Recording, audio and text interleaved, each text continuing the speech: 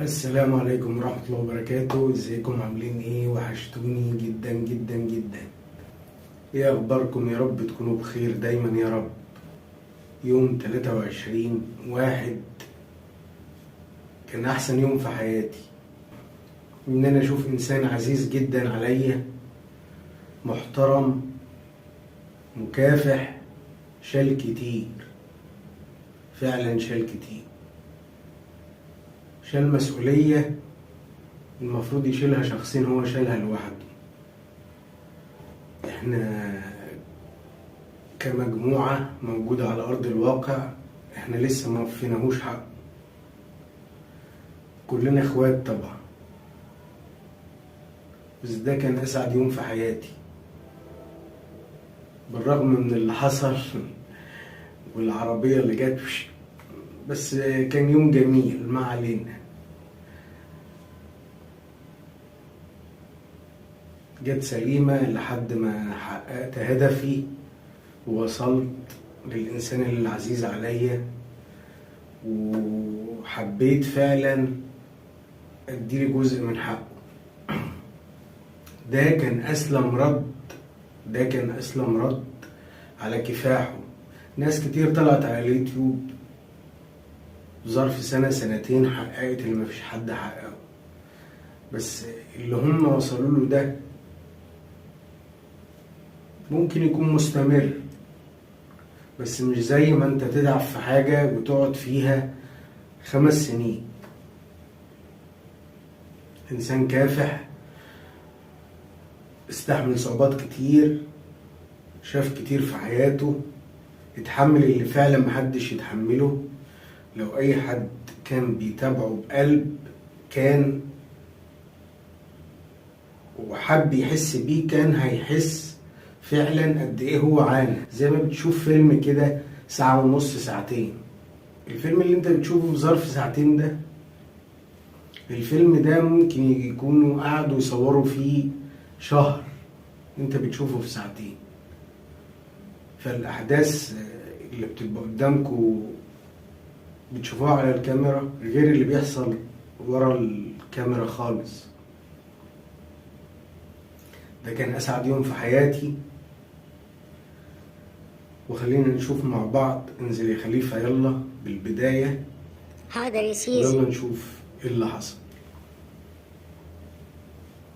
صحيت الصبح رايح أقابل إنسان عزيز علي، وأنا في الطريق والفرحة مش سايعاني.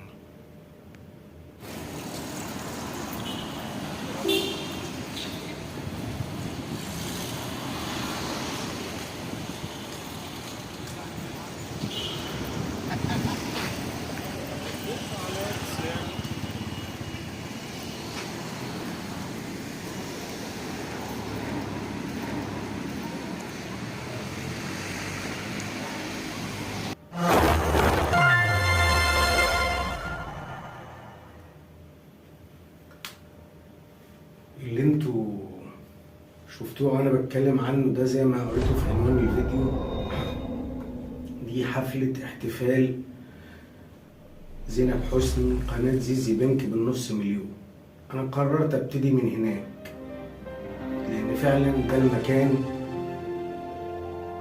اللي ينفع الواحد يبتدي منه. دي انسانة كافحة، مرت بحاجات كتير في حياتها. ممكن يكون في ناس كتيرة مرت باكتر من اللي هي فيه وهي متواضعة جدا، وانا حبيت اكون اخر واحد يعمل الفيديو. ردها عليا كان بكل احترام، انا ما شفتش كده في الدنيا. يعني انا لو قلت ملاك نازل من السماء تقول لي ده بشر زينا، بشر زيي وزي اي حد. لا،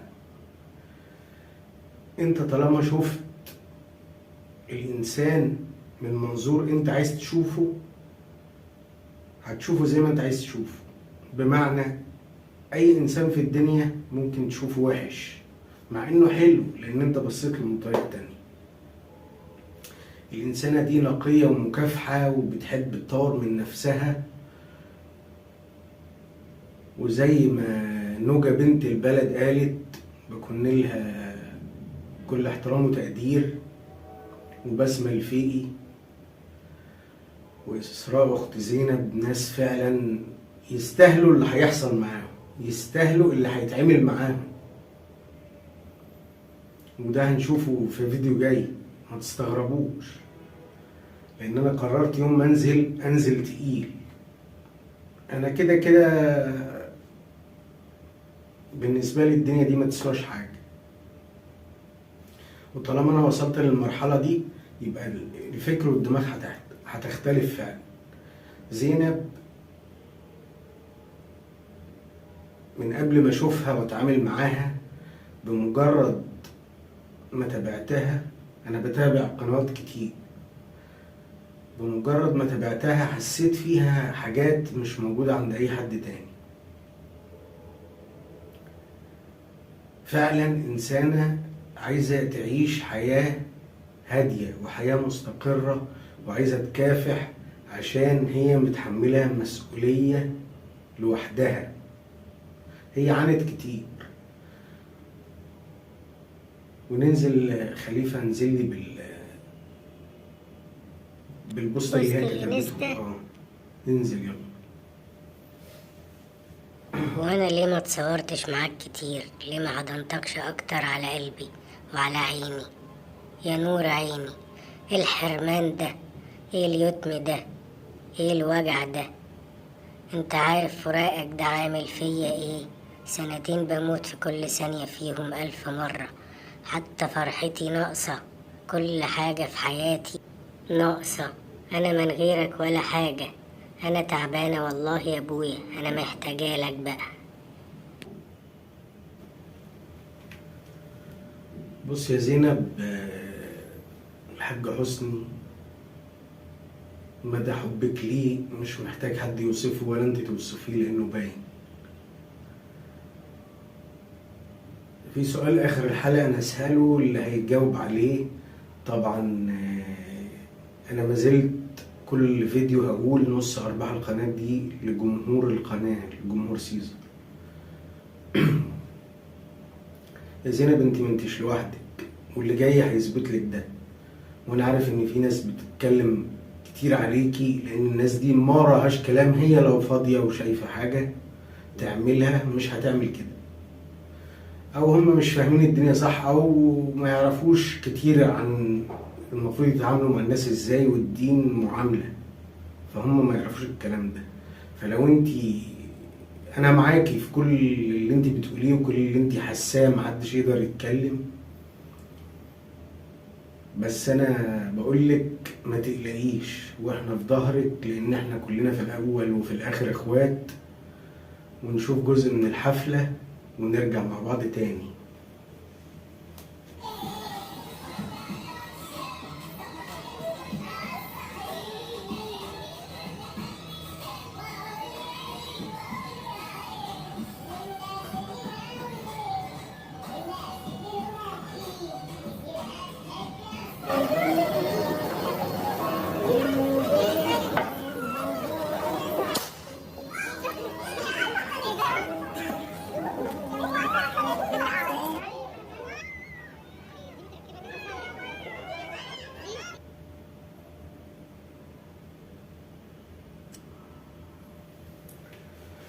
بص يا زينب، انا عايز اقولك ان نوجة بنت البلد بتحبك جدا جدا جدا، وفي حد استفزها، وعشان كده انا حبيت ابقى اخر واحد يعمل الفيديو ده، غير الضغوطات بتاعت المتجر.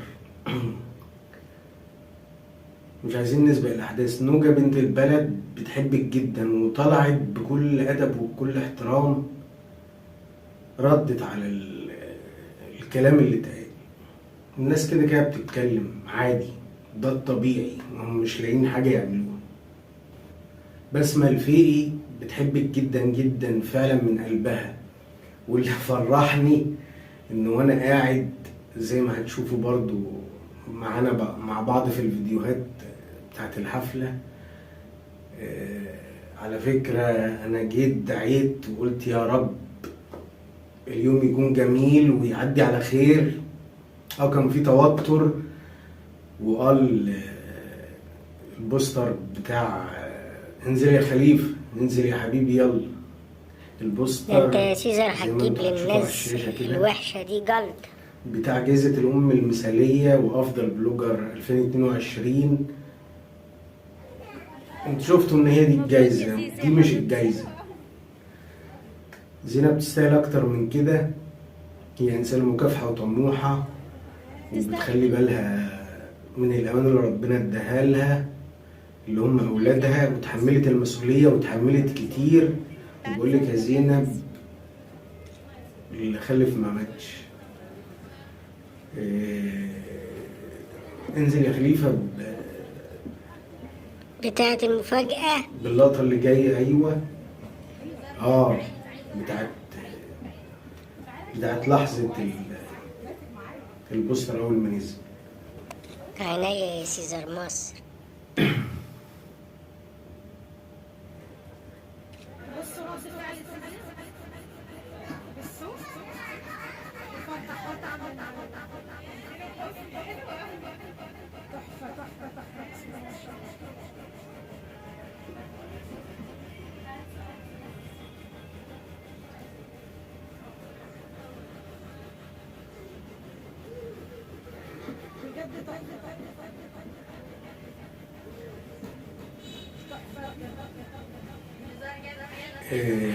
أنا دعيت في حفلة عيد الميلاد. كنت زعلانة جدا، ومن حاجة تزعلي لما لقيتي فيه زي ما انتي سميتيهم كده حرابيق الفرح. أنا دعيت إن ما يكونش فيه حرابيق فرح، وفعلا ممكن يكون فيه، بس إن شاء الله ما يكونش فيه. أنا شايف إن ما كانش فيه. الناس اللي موجودة كلها كانت بتحبك وجاية سعيدة بيكي وفرحانة بيكي وجايين عشانك انتي.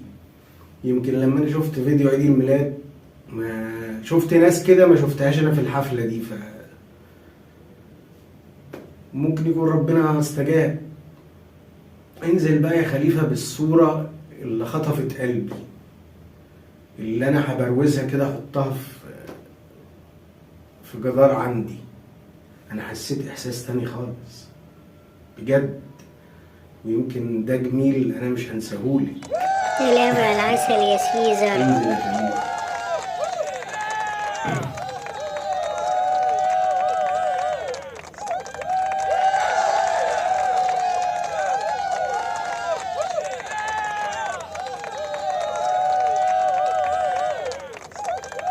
في كده يا خليفة في الدنيا ملاك نازل من السماء.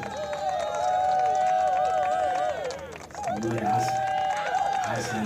يا بختك بالعسل يا سيزر. ربنا يحميها لك يا رب. وانا عارف ان انت بتتعبي وشايله المسؤوليه عشانها. هي وعهدتي يا سيزر. ننزل بقى يا خليفه بجزء من الحفل. التورته يا سيزر. يلا.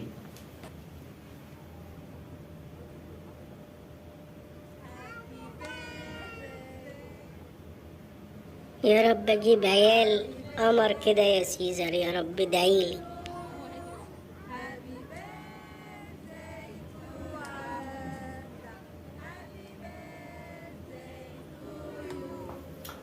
اتعامل انت يا خليفه على الشاشه، مالكش دعوه بيه. زينب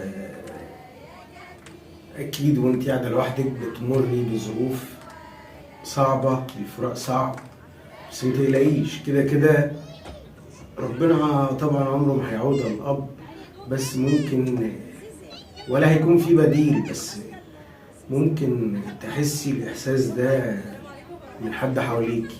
وما تقلقيش، احنا كده كده واقفين في ظهرك تمام، وانت تستاهلي كل خير. ولسه بقى المفاجأة في الفيديو اللي جاي. كل الناس طبعا شايفة ان البوستر هو الجايزة. لا، البوستر مش هو الجايزة. ده انت عامل جايزة دمار شامل يا سيزر. كمؤسسة، وهدفي انا شخصيا كسيزر، ما ينفعش نشوف الغلط ونسكت عليه. في تجار طماعين هنحاربها، في ناس عايزة تفرح هنفرحها، في ناس عايزة تكسب هتفرح. كل حاجة موجودة هنا في القناة تبقى مختلفة. وانا حبيت ابتدي من عند زينب لان فعلا هي تستاهل كل خير. قمر عهدت يا ناس، معلش انا قمر يا الفترة دي زيزو. فعلا مش مجمع، ما بنامش، وعملت الفيديو لان كان لازم اطلع واعمله عشان اتأخرنا كتير عليه. ومن هنا يا زينب اقدر اقولك ان اللي جاي هيكون بإذن الله احلى من اللي فات، بإذن الله بعد ربنا هتوصلي للمليون، وإن شاء الله بإذن الله. يا رب أنا بتمنى من ربنا إن في خلال سنة توصلي للمليون، وبعد كده لل2 مليون وال3 مليون وال4 مليون، والعيلة تكبر. استنونا في الفيديو اللي جاي. أنا هسيبكم شوية مع لقطات من الحفلة، وهتلاقوا تعليق بصوتي على صور، معلش عشان انا فعلا مش مجمع. بعد كده هعلق تعليق صوتي وانا معاكم، وهنكمل نشوف الفيديو. معلش ما تضيروش، وشوفوا الفيديو للاخر واسمعوا التعليق الصوتي. يلا بينا كمل يا خليفة. فرحة نجاح تعب 5 سنين. زينب مرت بظروف صعبة فيهم، كانت تستحق اكتر من كده، بس الضغوط اللي عليها خلتها تاخد وقتها. دايما بنؤمن ان النجاح اللي بياخد فيه صاحبه وقت هو ده النجاح اللي فعلا الواحد يفرح بيه. هي تستحق اكتر من كده، خدت وقتها وفعلا محتاجة تتحط في إطار. دايما بظهر عند الناس اللي تستاهل، مش عند أي حد.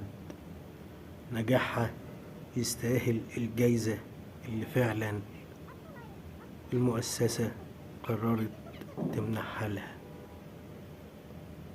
شرف ليا إن أكون عندك. انت فعلا بمثابة افضل يوتيوبر 2022 لحاجات كتير. صمودك ومعافرتك والامل اللي عندك اللي ربتيه في اولادك،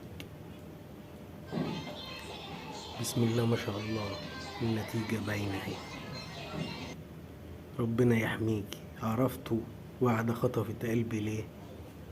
عشان زي مامتها عندها امل وما بتيأسش، ودي الوثيقة اللي انا عهدت ربنا عليها،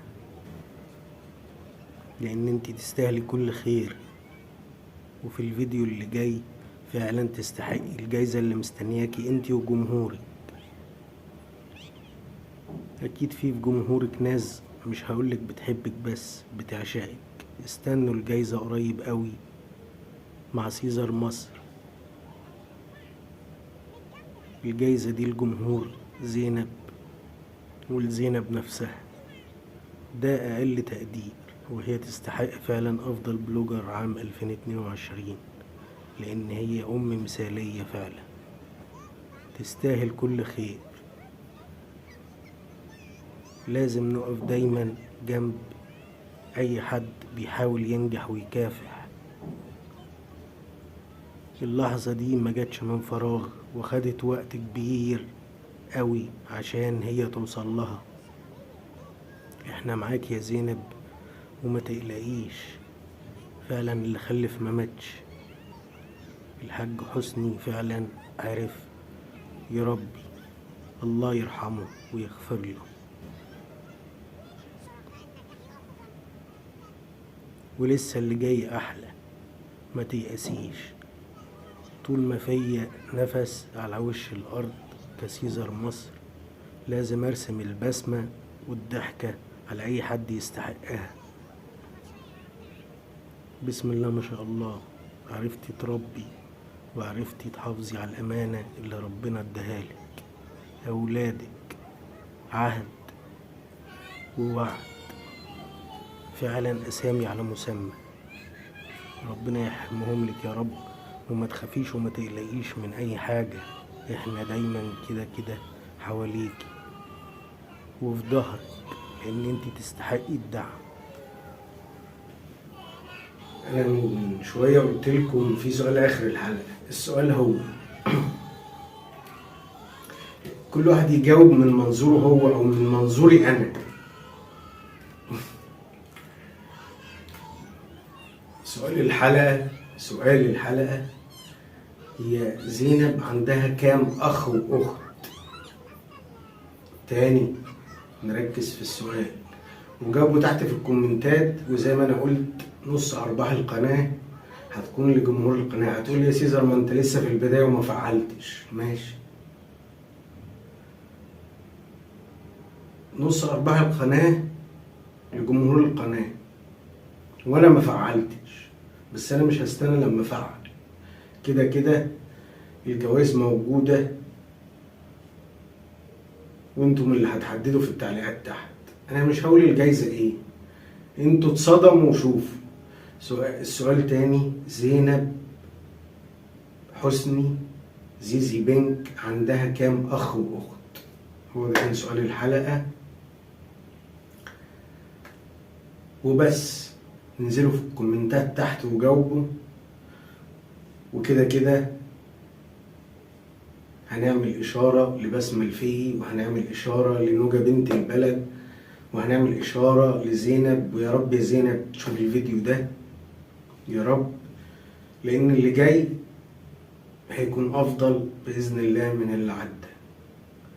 والفيديو اللي جاي هيكون إيه هي جايزة مؤسسة سيزر جروب وشركاء لزيزي بنك زينب حسني.